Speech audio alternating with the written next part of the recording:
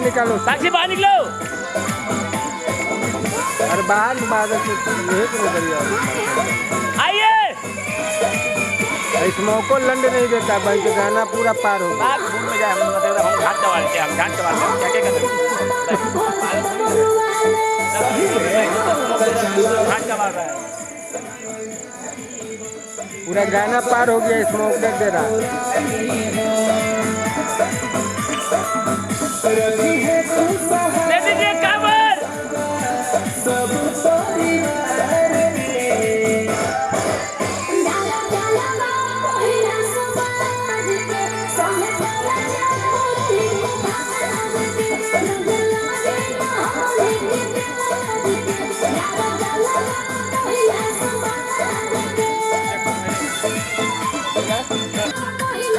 One, two, three, go!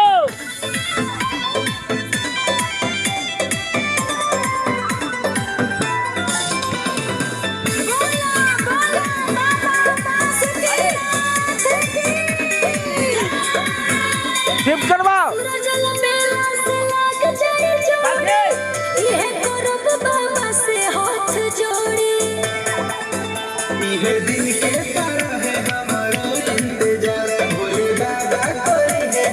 झुक कर आओ, लाइक कट रहा,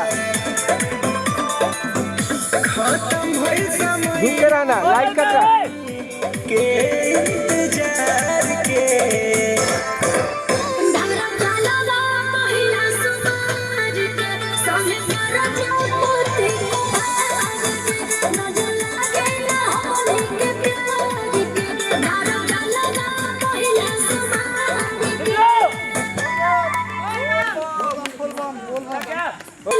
One, two, three, go!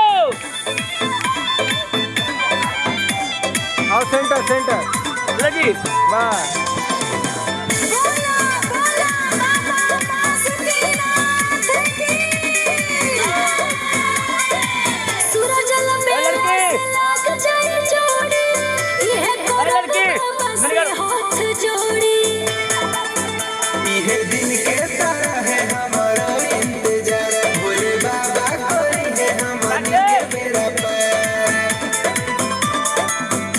खत्म भइल समैया हमनी के इंतजार के।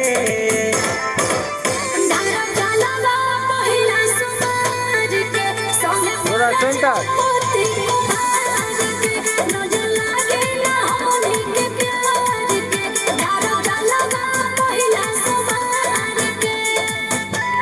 ओके।